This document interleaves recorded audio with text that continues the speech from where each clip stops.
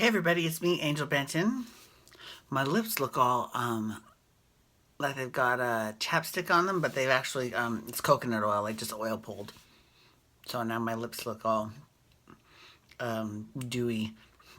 Anyways, so today we're doing a Sudsy recap, and today we're doing the Ladies of London, and unfortunately, this is the last episode of the Ladies of London, so this is the last Sudsy recap for them. So they had a very, very short season this year, which is unfortunate, but and unless they have a reunion, which I don't think that they will, because in all fairness, they had great ratings this season, but they didn't have as good ratings as Below Deck.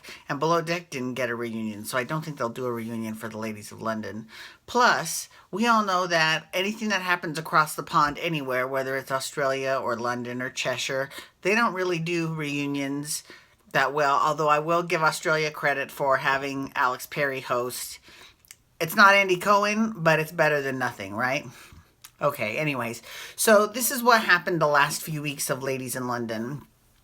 First of all, I have to say, I love me some Sophie Stanbury. I do. I think she's great. And I love it, she was talking about, so they went to this thing, I don't even know what it was, because I don't know the name of it, I'm not English, but it's something where they go and they watch people row on the, lake, on the river, right? And but people, it's really just an excuse for people to drink.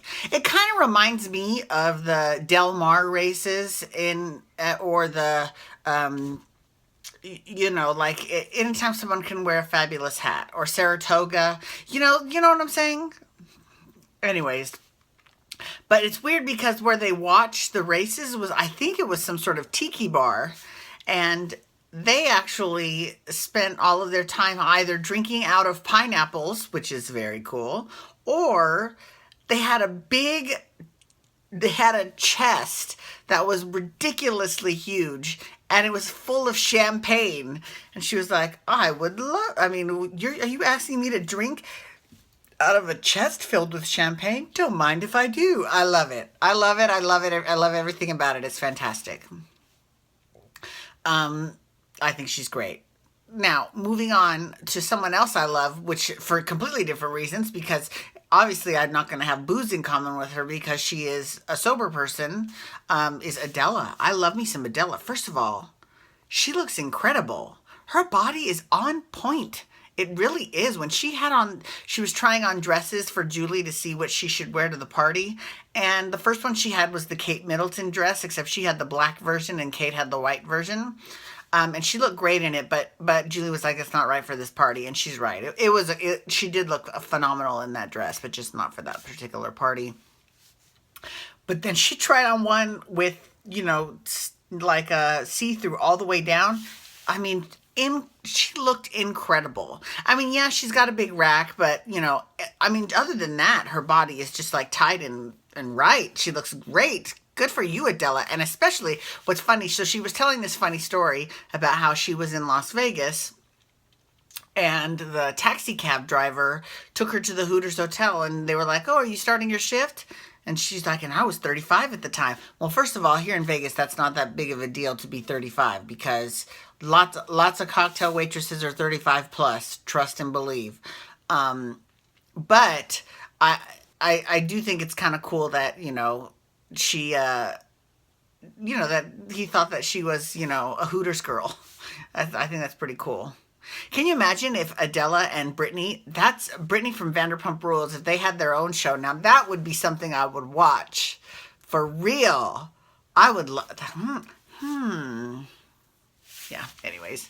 I was just thinking because Brittany used to be a Hooters girl. And I'm wondering if Lisa Vanderpump would fit in with the Ladies of London. I'm not sure if she would or not. See, it's very interesting with Lisa Vanderpump, because on Vanderpump Rules you think, okay, she's the boss, right? And then on Beverly Hills, she's one of the girls. So it's really kind of different to see her interact with those two different groups, right? And I go back and forth with which one I like best. This season, I think I'm liking her better on Vanderpump Rules, but I don't know. We'll see. Anyways, so Caroline Stanberry, who you know is the queen bee, who I love to death, she is leaving. She's going to Dubai. And who else is leaving is Marissa. She's moving to Los Angeles. I might see her around next time I go to LA. I might say, hello, Marissa. But so Caroline had this big sort of goodbye party, this big send-off, right? And, you know, Julie was desperately trying to make up with her, but she was like, I'm just not having it. Okay. Well, all right, Miss Jennifer Holliday, go ahead and stay. Don't forget to write. No, she moved into this house that is, I mean, the house is ridiculous. It is like so big and so many rooms, and the closet is like as big as my first studio apartment. Crazy, right? But she looks fantastic. She looks great. And it was kind of weird the way that they ended the series. I mean, they kind of basically showed everyone, like, they showed Juliet on vacation in the Caribbean, and they showed Marissa living in Los Angeles, they showed Caroline living in Dubai, they showed Sophie with her 2 boys. You know, it was very and Juliet Mapperton. You know, that was all very interesting, but what was interesting was that at the very end, you know, Julie's talking about maybe next time I'll be the queen bee. But then Caroline's like, you never know when I'll be back. So who knows? I will say it was the way that the show ended was actually pretty good, because if they're going to have such a short season, at least they have a cliffhanger that they can end on, because it makes me want to know what's going to happen next season. But I mentioned Juliet, so let's talk about Juliet. Juliet at this dinner, so they had this going away dinner, right? Juliet came out swinging. She came to play. And she was like, you know, it's funny that all these people here talk about loyalty, but I haven't seen anybody exhibit any loyalty at all. And she didn't say except for Caroline. She didn't. She said everybody. I thought that was interesting. And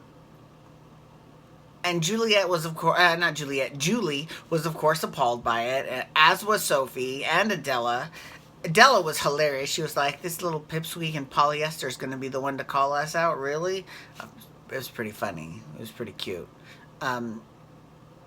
Yeah, it's very interesting. So I thought that was very, very, I mean, because literally, if you think about it, so when Juliet first started on the show, she was good friends with Marissa, right? And then she became good friends with Caroline. Now, neither one of them live in London anymore. Marissa lives in Los Angeles and Caroline lives in Dubai. So who does she have? Really nobody. You know. So maybe she felt like I've got nothing to lose, so I might as well just rip them all to shreds. Which, don't get me wrong, makes for great television. But, you know. Here's something I don't understand. I don't understand why everyone is a fashion blogger. Right? I don't get that. I mean, can I just take a bunch of pictures of myself and then say I'm a fashion blogger? Or I mean, like, I haven't read her blog, so I'll be the first one to admit I don't understand. But, like, she's a fashion blogger. Katie's a fashion blogger. Stassi had a fashion blog for a while. And it's like, really, it's just like, if I see the words fashion blog, I think reality TV star. That's how bad it's gotten at this point, right? I mean, I don't know. I don't get it. But, and, you know, with Julie, you know, she had a difficult time saying goodbye to her eldest daughter because she went away to college. And, you know, all parents go through that with their children. And, you know, she now lives at Mapperton full time, which, you know, that's fine. I'm sure the ladies in London I mean, I'll be very curious to see how the next season comes about. Does Caroline come back? Oh, speaking of Caroline, I gotta say, she had a scene with Luke. You know, I love me some Luke. I love me some Luke. She had a scene with Luke that was actually really touching, because Luke was really about to cry. And it was so sweet. He was like, you know, I didn't plan on being with you that much, but, you know, you ended up becoming my best friend. And it was really sweet. It was really, he's like, I don't know what I'm going to do. He's like, but if you want to send a private jet to come get me and take me to Dubai, I'm more than okay with that. Now, here's the thing. If it was me, I wouldn't be that okay with that. I'm not that hot to go to the Middle East. I'll be perfectly honest with you. I enjoy my Middle Eastern friends, and I love, if they are watching me over there, I highly doubt it. But if they are, that's fine. But I just don't feel safe in the Middle East. But that could be me. But anyways, I'm very curious to see how next season of Ladies of London will be. Okay, so next week, unless they have a reunion, which, like I said, I don't think that they will, I'm going to be going now. I'm going to do the Real Housewives of Atlanta. Because I chose Beverly Hills when I first started doing the Real Housewives of this season. And, I don't regret that decision, but there's just been a lot going on in Atlanta that I really want to talk about a lot. So I'm very excited. So next week I'm going to do the Real Housewives of Atlanta. I'm very excited about that. Anyways, thank you so much for logging on today. I do appreciate it.